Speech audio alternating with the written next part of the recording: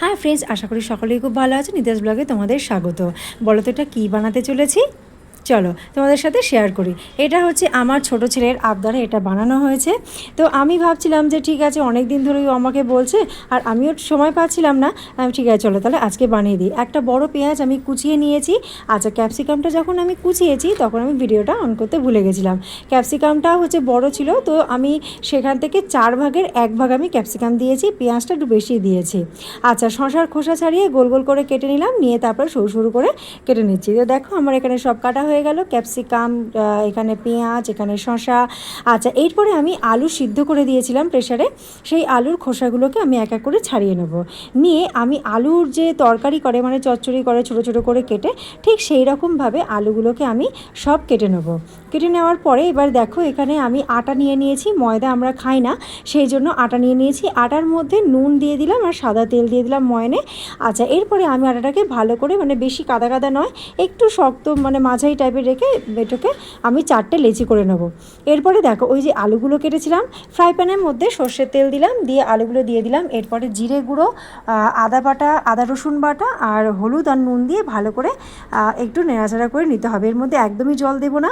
আর লঙ্কার গুঁড়ো, আঁচটা কম করে রেখে এই তরকারিটা করে নিতে হবে।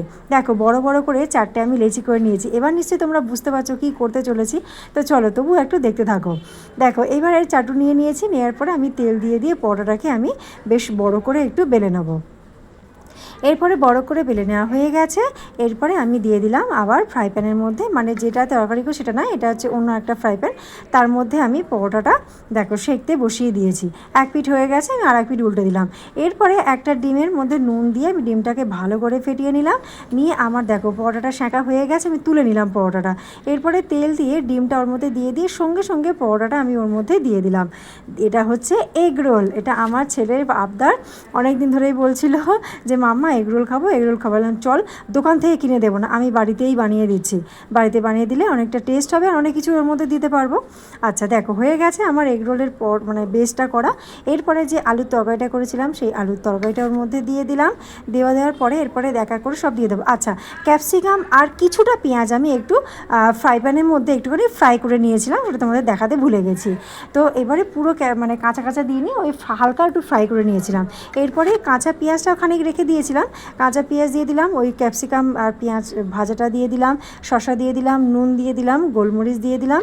এরপরে এটাকে সুন্দর করে রোল করে দেবো। আচ্ছা, যেহেতু বাচ্চা খাবে সেই জন্য কাঁচা লঙ্কাটা দিলাম না, আমাদের জন্যই, আমার আর আমার হাজব্যান্ডের জন্যই কাঁচা লঙ্কাটা দিয়েছি। আর ওদের একটু টমেটো সস দিয়ে দিলাম।